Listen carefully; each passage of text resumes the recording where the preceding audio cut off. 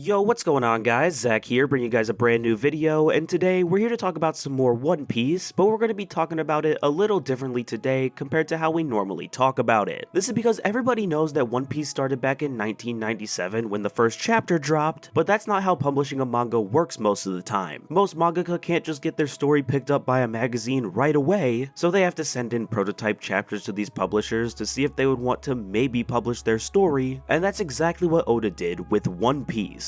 And with One Piece, it's even crazier than most stories, because there's more than one prototype chapter that we know about. There are actually 3 that I know of, there might be even more than that, and one of these chapters actually gives us some really important information about a really important character that's really mysterious in the actual story. We all know that Zoro is trying to defeat Mihawk so he can take the title of the world's strongest swordsman, but what if I told you that there's an even cooler title for a swordsman to have in the One Piece verse? Ryuma Shimotsuki was a legendary samurai in Wano because of his title of Sword God that he got after slaying a dragon that was attacking the country. We of course don't first see him in Wano though, and that's because Gecko Moria stole his body and sword when he went to battle Kaido in Wano 20 years before the story started. Moria of course lost this battle, but with Ryuma's corpse he was eventually able to steal Brook's shadow and put it inside of him so he could fight again. Since Ryuma was such a legendary swordsman, he always defeated Brook whenever he tried to get his shadow back, and this continued until the Thriller Bark arc. This is when Zoro fought and defeated him, not only getting Brook his shadow back, but also claiming his sword Shusui in the process. Zoro used this sword for quite a while until Hiyori convinced him to give it back to the country of Wano, giving him Enma in its place. While Zoro defeated Ryuma's corpse, remember that a corpse revived by Moria's power is limited by the shadow placed inside of it, so even though he had a stronger body than Brook, he still had to use his abilities. If a pre-time skip Zoro were to fight the actual Ryuma, he would have gotten stomped in an instant, but he beat his corpse and it was enough to earn his respect. You could make an argument for post-time skip Zoro beating Ryuma since he slayed the dragon on Punk Hazard, but that was with the help of Luffy, and we don't know how powerful the dragon that Ryuma killed was. We're gonna stop talking about this though, because I don't want to turn this video into a power scaling video, but why did I just spend so much time talking about a character that we barely know anything about? Well, that's because we actually do know a little bit more about Ryuma than you would first think, and it's all because of the first prototype chapter of One Piece that I want to talk about, called Monsters. Now, I've never read this one shot before, but I do know that it's about Ryuma while he was still alive, and I'm pretty sure that a mass majority of the community considers it canon. Oda himself may have also confirmed this, but there's so much misinformation out there about what Oda has said about his own series that I don't just want to spout things off that he apparently said. So today, I'm going to be reading Monsters for the first time, and talking about what happens in it so we can learn more about one of the most important characters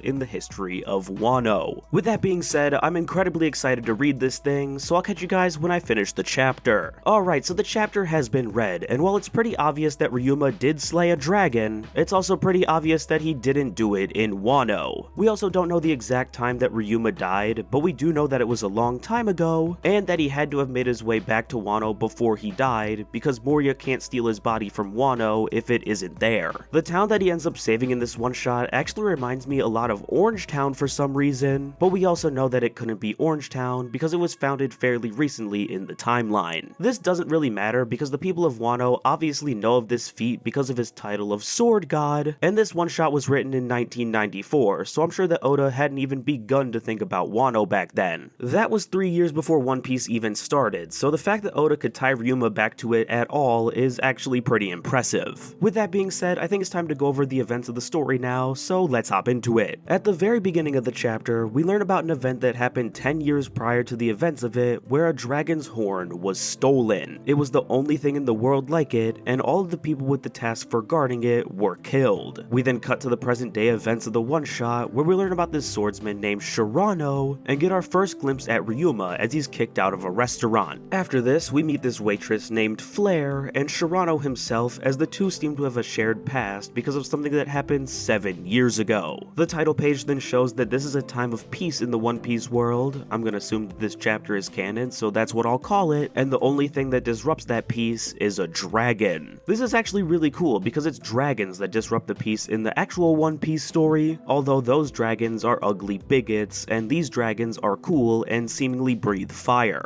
Ryuma tries the restaurant that Shirano is in next, finally eating after 5 days, and running into Shirano himself. It's here where Shirano touches sheaves with Ryuma, and Ryuma immediately challenges him to a duel because a sword is a swordsman's life. I'm telling you that both Zoro and Mihawk would have absolutely loved this guy, but they were just born in a way different era. The people in the restaurant think that Ryuma is insane for challenging Shirano, and it seems like he might be because Shirano immediately has his blade pointed at his neck. Shirano declares his victory right then and there, but Ryuma wants to fight to the death and only stops fighting when Flare tells him to stop. We're then introduced to this bum named DR, whose literal job title is third-rate swordsman, and this chapter really reminds me of the Syrup Village arc. I'm gonna spoil things right now, but Shirano turns out to be a bad guy that caused the dragon attack on Flare's village, and this DR guy is his accomplice. Shirano obviously reminds me of Captain Kuro, and this DR guy reminds me of Django himself. Flare and Ryuma also remind me of Usopp and Kaya because Flare starts not trusting Ryuma, even though she really shouldn't, and it almost comes back to bite her in the ass. Getting back on track though, Ryuma is sitting at the bar while the bartender starts to explain the dragon attack that took place 7 years ago. It was the incident that instilled the fear of dragons back into the world as one just up and decided to destroy a village one night. There were quite literally no survivors other than one that night, but that didn't stop Shirano from going to the village and saving the only survivor. The person that he saved was of course Flare, and this surprises Ryuma as the bartender tells him that the only person that could rival Shirano's skill is a guy called the Great Swordsman King. This guy turns out to be Ryuma himself at the end of the story, but Ryuma himself wants to fight the king one day, and that's gonna be pretty hard because he barely ever shows his face. Well, Ryuma leaves the restaurant after this, and while he's thinking about how admirable Flare is, he runs into DR on the streets. Their sheaths touch, and Ryuma challenges him to a duel, but DR just starts screaming, saying that Ryuma stabbed him, even though the man stabbed himself for some reason. DR just starts going crazy, asking Ryuma how he knew about it, and this is when he pulls out a dragon's horn and blows into it. This means that a dragon is gonna come and attack the town, and the townspeople get mad at Ryuma for some reason, instead of the guy that blew into it and broke it. Even Flare doesn't believe Ryuma, even though she saved him earlier, and she even says that she wouldn't have saved him if she knew the kind of person that he was. Again, I don't really understand why they don't get mad at DR, but Ryuma is an outsider, so maybe the members of this town are just extremely xenophobic. Well, some people thought that the dragon horn was fake because there aren't very many of them, but when Shirano comes in and says that it's real, everybody starts freaking out and running away. Shirano wants to stay behind and fight the dragon though, saying that he wanted to stop the dragon 10 years ago, but couldn't. Ryuma actually starts mocking him after this because the people of this town are all gonna be safe if they run away, and he asks Shirano if he plans on dying for the buildings. This just makes the townspeople even more mad at him, but Ryuma doesn't really care and even stays in the town despite the fact that the dragon is on the way. So now it's just Ryuma, Flare, and Shirano left in the village, and Flare decides to try to stop Shirano from fighting the dragon because she doesn't want him to die.